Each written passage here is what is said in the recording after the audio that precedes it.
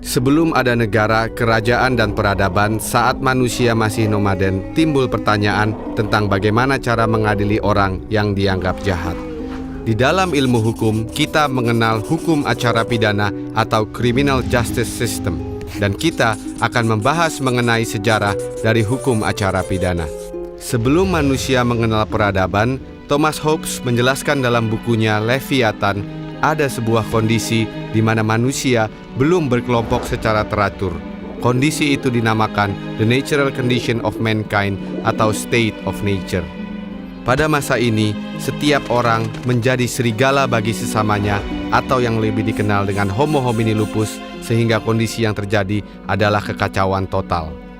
Seiring waktu, manusia belajar tentang sebuah konsep peradaban, yakni sistem organisasi untuk hidup bersama dengan damai.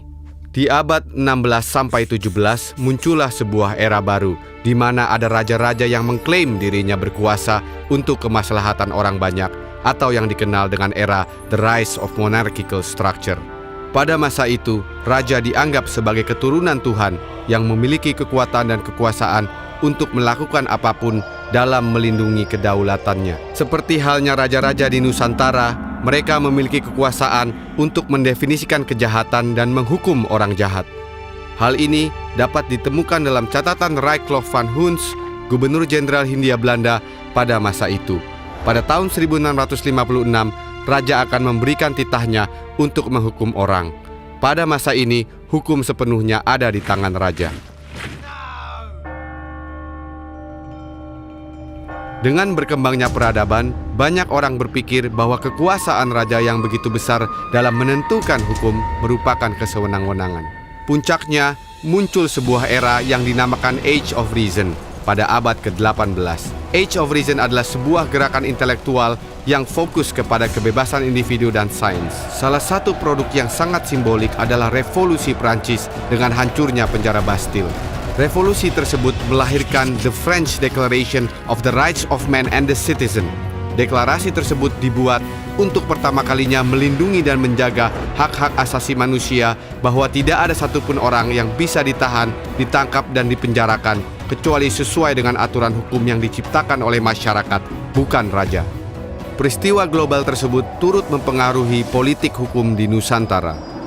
Pada tahun 1806, Belanda menjadi kerajaan di bawah pimpinan Lodewijk Napoleon, saudara dari Napoleon Bonaparte. Lodewijk mengangkat Herman Willem Daendels sebagai gubernur jenderal untuk mempertahankan jajahan Belanda di Hindia Belanda. Daendels kemudian melakukan propaganda akan membuat suatu hukum acara pidana yang melindungi masyarakat dari kejahatan. Namun, pada pelaksanaannya, Daendels malah sering bertindak sebagai raja dengan mencampuri urusan pengadilan. Pada masa pendudukan Jepang tahun 1942, Jepang menyatakan bahwa segala peraturan pemerintah Hindia Belanda tetap berlaku sepanjang tidak bertentangan dengan peraturan tentara Jepang.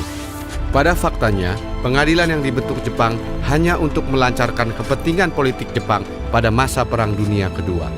Banyak masyarakat yang ditangkap tanpa alasan, bahkan dibunuh karena dianggap musuh bagi Jepang.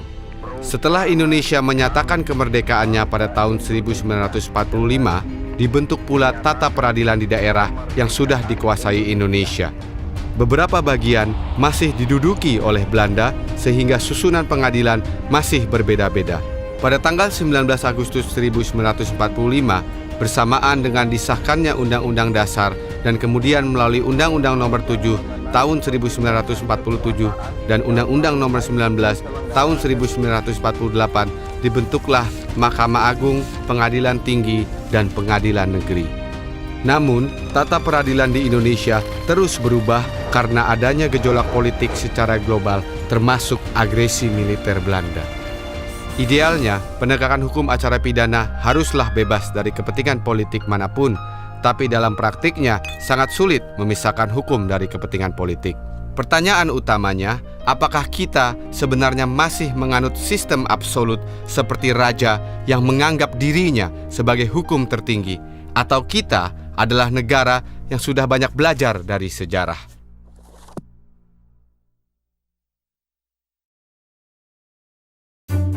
nama saya Aristo Pangaribuan. Saya adalah seorang dosen di Fakultas Hukum Universitas Indonesia. Dan tujuan saya membuat film ini bersama dengan sahabat saya Mahatma Putra dari Anatman Pictures adalah saya mau mencoba menyajikan, mengajarkan ilmu hukum ke dalam media yang lebih populer, simple, dan menarik, sehingga saya bisa meredefinisikan ulang dari perkuliahan lebih dari kelas-kelas yang terbatas dari segi fisik, tapi juga ke media video, media animasi yang mudah-mudahan bisa dinikmati mahasiswa, bisa dinikmati semua orang, sehingga menimbulkan kecintaan terhadap ilmu pengetahuan, utamanya ilmu hukum.